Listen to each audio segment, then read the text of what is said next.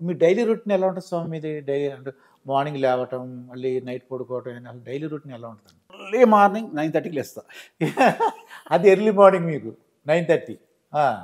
9:15కు before లేవడం అనేది impossible. Impossible. 9:30. Impossible. అది ఓన్లీ ఫ్లైట్ ఉంటే తప్ప, హ్మ్. వేరే దేశానికి వెళ్ళాలంటే, వేరే రాష్ట్రానికి వెళ్ళాలంటే తప్ప, హ్మ్. నేను కామాఖ్యకి వెళ్ళాలంటే తప్ప నేను వెళ్ళను. ఎందుకంటే 9:50కి కామాఖ్య ఫ్లైట్. 9:50కి ఉంటుంది. అదొకటే ఫ్లైట్ ఉంటుంది. 9:50కి హైదరాబాద్ నుండి గౌహతికి. ఓకే. సో ఖచ్చితంగా మార్నింగ్ 7:30కి వెళ్ళాల్సిందే. కాబట్టి లేస్తాను. హ్మ్. కానీ రెగ్యులర్గా నేను లేసేది 9:30. 9:30కి లేస్తారు. ఎగ్జాక్ట్గా 9:30కి లేస్తా. 9:30కి లేచి డైరెక్ట్గా వాష్రూమ్కి వెళ్ళిపోయి టీ తాగి హ్మ్. ఒక అరగంట, అప్పటికే మిస్డ్ కాల్స్ ఉంటాయి, ఒక అరగంట అందరితో కాల్స్ మాట్లాడుకొని ఫ్రెష్ అయిపోయి హ్మ్. ఒక 5 నిమిషాలు పూజ చేసుకొని హ్మ్. కరెక్ట్గా 10:45, 11 లోపు ఆఫీస్కి వచ్చేస్తా. హ్మ్. ఆఫీస్లో ఉంటా. ఆఫీస్లో 4 వరకు నార్మల్ జనాలకు అపాయింట్మెంట్ ఉంటాయి. ఓకే అండి. నార్మల్ జనాలకి హ్మ్. కరెక్ట్గా 4 తర్వాత మళ్ళీ ఒకసారి టీ తాగుతా. హ్మ్. టీ తాగి 6 వరకు విఐపి ఉంటాయి. విఐపి విఐపీలు సినిమా వాళ్ళు, పొలిటీషియన్స్, బిజినెస్ వాళ్ళు వస్తారు. 6-6:30 వరకు. మళ్ళీ 7కి ఇంటికి వెళ్ళిపోతా. 7కి ఇంటికి వెళ్ళిపోయి మళ్ళీ స్నానం చేస్తా. 8 లోపు భోజనం అయిపోతుంది. ఒక పూటే భోజనం, ఒక పూట టిఫిన్. మార్నింగ్ 11 o'clock 2 ఇడ్లీలు తింటా. మళ్ళీ ఈవినింగ్ 8 o'clock భోజనం చేస్తా. మళ్ళీ 8 నుండి 8:30 వరకు ఒక అరగంట లోకల్ కాల్స్ మాట్లాడతా. ఇంకా 9 o'clock నుండి 12:30 వరకు ఇంటర్నేషనల్ కాల్స్. ఇంటర్నేషనల్. ఓకే. మొత్తం international. New Zealand, America, UK, Europe, America, Australia ఇవన్నీ కాల్స్ అటెండ్ అయ్యి పడుకునేటప్పటికి 12:30, 1 అవుతుంది. సో మళ్ళీ 1 o'clock పడుకుంటా. మళ్ళీ 9:30కి లేస్తాను. ఇంకా రొటీన్, ఇంకా డైలీ ఇది. అయితే స్వామి మీకు బాగా సంతోషం కలిగిన సంఘటనలు, అలాగే మీకు కూడా మీరు ఎంత జాతకాలు చెప్పినా మీకు కూడా బాధలు ఉంటాయని తెలిసింది ఇందాక చెప్పినట్టు. అసలు మీకు బాగా జీవితంలో బాగా బాధపడిన సంఘటన ఉందా? చాలా బాధపడింది మా ఫాదర్ చనిపోయినప్పుడు.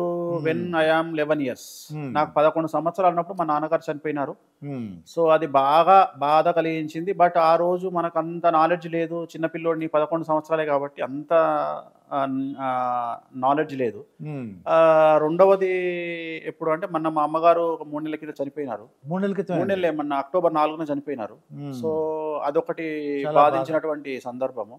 ఇంకా మూడవది అంటే నేను బాగా బాధపడ్డది ఏంటంటే, నన్ను విమర్శించడం చేతగాక, నా దగ్గర తప్పులు పట్టుకోవడం చేతగాక, నేను ఎలాంటి తప్పులు చేయలేదు కాబట్టి నన్ను బ్లేమ్ చేయడానికి కామాఖ్య అమ్మవార్లను, దశమహావిద్యలను అడ్డం పెట్టుకొని ఆ అమ్మవారికి నేను చేసే పూజలను విమర్శించినప్పుడు చాలా బాధ అనిపించింది. వామాచార పద్ధతిలో నేను పూజలు చేసినప్పుడు ఆ అమ్మవారిని విమర్శించినప్పుడు చాలా చాలా చాలా చాలా బాధపడ్డా.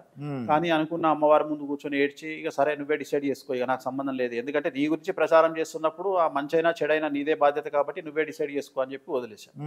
అంతే. ఈ 3 సందర్భాల్లోనే నాకు బాధ అనేది వచ్చింది. ఇంక అంతకుమించి బాగా సంతోషం కలిగిన సంఘటనలు అండి.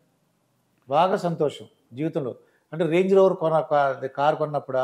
లేదండి, అసలు ఆ కారు డెలివరీ కూడా నేను తీసుకోవాలంటే డ్రైవర్ తీసుకొచ్చాడు. నమ్ముతారా మీరు? చాలా మంది వెళ్ళిపోయి పూజలు చాలా సెలబ్రేషన్ లాగా చేస్తారండి అది. నేను ఇల్లు కొన్నా, కారు కొన్నా నేను ఏవి చెయ్యను. నేను అఫీషియల్గా పూజలో కూర్చోను, నేను చెయ్యను. ఒకవేళ నేను ఆఫీస్ తీసుకున్నా, ఆఫీస్లో పంతులు వచ్చి పూజ చేసుకుంటారు, చివరికి వెళ్ళి తీర్థప్రసాదం నేను తీసుకుంటా. అంటే బిల్డప్లు నాకు అచ్చిరావు. బిల్డప్లు అచ్చిరావు. కారు కూడా నా డ్రైవర్ తీసుకొని వస్తాడు. అంతే తప్ప మన ఇన్నోవా హైక్రాస్ కొన్నా, హైక్రాస్ కొంటే బలవంతంగా షోరూమ్ వాళ్ళు మీరు వస్తారా రారా, ఎందుకంటే ఇది ఇండియాలోనే ఫస్ట్ కారు, మీకు ఇస్తున్నాము, మరి మీకు కాకుండా వేరే వాళ్ళకి ఇస్తే వాళ్ళు వచ్చి ఇక్కడ అడావిడి చేస్తారు కదా, మీరేం అడావిడి చేయరు అని బలవంతంగా పిలిచి నన్ను ఫస్ట్ టైం నాకు వాళ్ళ కీ ఇచ్చి ఫోటో తీసుకొని వాళ్ళ షోరూమ్ లో పెట్టుకున్నారు. హర్ష టొయోటా కొండాపూర్. జనరల్గా అయితే నేను షోరూమ్కే వెళ్ళను, నా డ్రైవర్ తీసుకొస్తాడు కారు. అది రేంజ్ రోవర్ అయినా ఏ కార్ అయినా డ్రైవర్ తీసుకొస్తాడు. సో నేను పెద్దగా అంటే నా ఉద్దేశం ఏంటంటే, నాకు వచ్చిన పెద్ద సమస్య ఏంటంటే, ఇప్పుడు ఒక వ్యక్తి సీఎంగా కనిపిస్తాడు అందరికి, నాకు అలా కనిపించాడు. నాకు ఆయన నెత్తిలో గ్రహాలు ఇంకో సంవత్సరం తర్వాత పోతాడు, ఇంకో 2 ఏళ్లకు దిగిపోతాడు, ఇలా కనిపిస్తుంది. ఒక హీరో నాకు వాళ్ళందరికీ సూపర్ స్టార్ కనిపిస్తాడు, నాకు ఎలా కనిపిస్తాడు అంటే, వీడి నెక్స్ట్ సినిమా పోతుంది, వీడు దివాలా తీస్తాడు, వీడికున్న కార్లు అమ్ముకుంటాడు, నెక్స్ట్ ఇంకొక పెద్ద ఫైనాన్షియర్, పెద్ద బిజినెస్ మ్యాన్ ఒక రోల్స్ రాయ్స్ కార్ వేసుకొని నా దగ్గరకు వచ్చాడు. అందరూ రోల్స్ రాయ్స్ కార్ చూస్తారు, నాకు సంవత్సరం తర్వాత వాడి దగ్గర ఉన్న ఆల్టో కార్ కనిపిస్తుంది. అది నాకు అందుకని నాలో పెద్ద భావోద్వేగాలు ఉండవు. అంటే నేను ఎలాంటిదంటే మీకు ఎగ్జాంపుల్ చెప్తా. మనం ఉన్నటువంటి ప్రదేశాన్ని బట్టి మన వాల్యూ పెరుగుతుందండి. మనం ఉన్నటువంటి ప్రదేశాన్ని బట్టి మన వాల్యూ పెరుగుతుంది. ఓకే. సో ఆ ప్రదేశాన్ని దాటితే మనల్ని ఎవడు పట్టించుకోడండి. ఇప్పుడు ఉదాహరణ పోలీస్ అని తీసుకుంటే మీకు లా అండ్ ఆర్డర్లో ఉండేటువంటి విలువ ట్రాఫిక్లో ఉండదు. ట్రాఫిక్లో ఉన్న విలువ మీరు అదే ఎస్బీకి వస్తే అసలు ఉండదండి. అదే అక్కడ నుండి మీరు అప్పాకు ట్రైనింగ్కి వెళ్ళిపోయారు అనుకోండి, అసలు మిమ్మల్ని దేకేవాడు ఉండడు. చూడండి, ఒక టీచర్గా టీచర్ కింద లెక్క అంతే అండి. ఇప్పుడు లా అండ్ ఆర్డర్లో ఉన్న ఏసీపీ, సిఐ, ఎస్ఐలు అందరినీ చూస్తే భయపడతారు, వాళ్ళకి రెస్పెక్ట్. అదే ట్రాఫిక్లో అయితే ఎవడు పట్టించుకోడు. అవునండి. అంటే అందుకనే మీరు మారుతున్న స్థానాన్ని బట్టి మీ విలువలు మారుతూ ఉంటాయి, జనాలు మీకు ఇచ్చే వాల్యూలు మారుతూ ఉంటాయి. పోస్ట్ ఒకటే కానీ పోస్ట్ ఒకటే అండి. ఇప్పుడు మీరు అబ్జర్వ్ చేయండి. ఇప్పుడు తిరుమల దేవాలయంలో పనిచేసే సూపరింటెండెంట్కి ఉన్న వాల్యూ మామూలు దేవాలయంలో పనిచేసే సూపరింటెండెంట్కి ఉండదు. అది మీరు మామూలు టెంపుల్ సూపరింటెండెంట్కి ఉండదు. అదే తిరుమల దేవాలయంలో పనిచేసే సూపరింటెండెంట్ అంటే మనం ఫోన్లు చేసి మాట్లాడతాం. ఇప్పుడు ఉదాహరణ తిరుమల సిఐఓ డిఎస్పీ ఉన్నాడు అంటే మనం భయంగా మాట్లాడుతూ సార్ ఎప్పుడన్నా మాకు అవసరం పడకపోతాడా ఈ మనిషి అనే భయం అక్కడ ఉంటది. కానీ అదే డిఎస్పీ ట్రాఫిక్ లోకి వచ్చాడు అనుకోండి, ఆయన ఫోన్ చేయడం మర్చిపోతారు జనాలు. ట్రాఫిక్ లో ఉన్నాడు రా పట్టించుకోకు. అది అంటే ఒక వాటర్ బాటిల్ జనరల్ స్టోర్ లో ఉన్నప్పుడు 20 రూపాయలు, 20 రూపాయలు, ఎయిర్పోర్ట్ లో 40 రూపాయలు, ఫ్లైట్ కి వచ్చేటప్పటికి 60 రూపాయలు. అదే షాంగ్రీలా ఈరోస్ అనే హోటల్ భారతదేశంలో అతిపెద్ద హోటల్లో 400 రూపాయలు. అదే వాటర్ బాటిల్ అది స్థలం మారినప్పుడల్లా దాని విలువ పెంచుకుంటూ పోయింది. సో ఇక్కడ కూడా స్థలం మారుతున్నప్పుడు విలువ పెరుగుతూ ఉంటుంది. సో నేను ఆ విలువను పర్మనెంట్ గా చూసే వ్యక్తిని కాదు.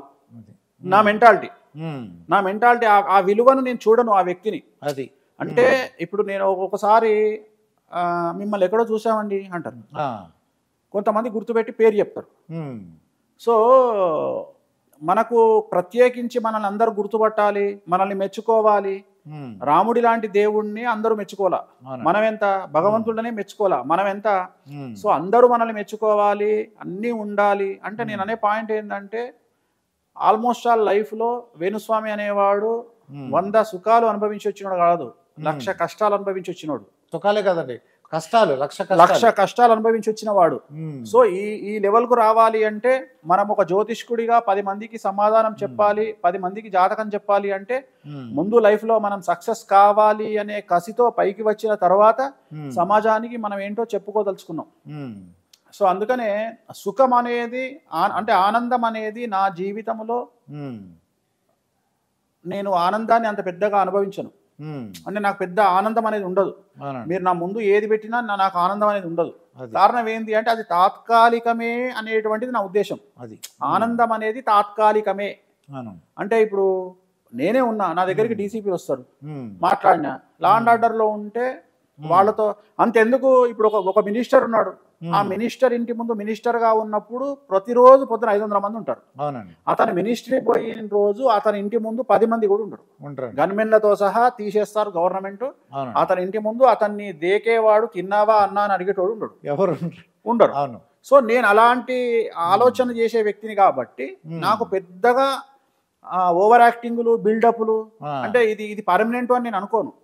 ఇది పర్మనెంట్ అని నేను అనుకోను. చాలా మంది నేను ఇప్పుడు మీడియాలో పనిచేసే వాళ్ళని చూస్తా, మేము ఇదే మా జీవితం అనుకుంటారు. కానీ నువ్వు ఆ ఛానల్ నుండి బయటికి వస్తే నువ్వు మళ్ళీ యూట్యూబ్ ఛానల్ పెట్టుకోవాలి, ఎందుకంటే నీకు ఎవడు ఉద్యోగం ఇయ్యాడు. అట్లనే ఒక ఎమ్మెల్యే ఈ 5 సంవత్సరాలు బిల్డప్ ఇస్తావు, గల్లా ఎగరేస్తావు, నెక్స్ట్ టైం నువ్వు ఓడిపోతే బిస్కెట్ అవుతావు, నీ లైఫ్ అవుతుంది. ఇంకోటి ఇప్పుడు తెలుగు రాష్ట్రాల రాజకీయం ఏంది, ఈసారి మనం రూలింగ్ లో ఉంటే ఎదుటోని దొక్కుతాం, వచ్చేసారి వాడు రూలింగ్ లో ఉంటే మనల్ని దొక్కుతాడు. సో ఇది ఒక కొత్త రాజకీయాన్ని మనం తెలుగు రాష్ట్రాలలో చూస్తున్నాం. ఇప్పుడు ఇదివరకు లేదండి, ఇదివరకు లేదు, ఇదివరకు ఫ్రెండ్స్ లా ఉండేవాళ్ళు. ఇది కొత్తగా స్టార్ట్ అయింది. సో ఇది పరాకాష్ట, ఇది పరాకాష్ట. ఇప్పుడు నన్ను మీరు పిన్నిస్తో కూర్చారండి, మరి నేను ఎలా ఊరుకుంటానండి? మీరు నన్ను కూర్చారు, నేనేం ఆలోచిస్తా, మిమ్మల్ని పిన్నిస్తో కూర్చోాలని కోరుకోను, ఇంకేదో చేయాలి అని కోరుకుంటా. నెక్స్ట్ అది చేస్తా, తర్వాత మీరు ఇంకా నన్ను ఇంకేదో చేస్తారు, తర్వాత నేను ఇంకేదో చేస్తా. సో ఇట్లా మనం పెంచుకుంటూ వెళ్తున్నారు మనోళ్ళు. అందుకని నాకు ఈ ఆనందాలు, ఈ శాశ్వతాలు నేను ఇవన్నీ కోరుకోను. అంటే I am ready for anything, I am ready for anything. నేను కోరుకున్నది ఒకటే, ఈ క్షణం జీవితంలో ఎంజాయ్ చేద్దాము, డెత్ బెడ్ మీద ఉన్ననాడు మనం చనిపోయే సందర్భంలో ఎవరైనా వచ్చి ఏమైనా కోరికలు ఉన్నాయా స్వామి అంటే ఏమీ లేవయ్యా, వెంకటేశ్వర స్వామి దయ వల్ల అన్ని అనుభవించాను అని చెప్పి పోతే హ్యాపీ హ్యాపీ అనమాట.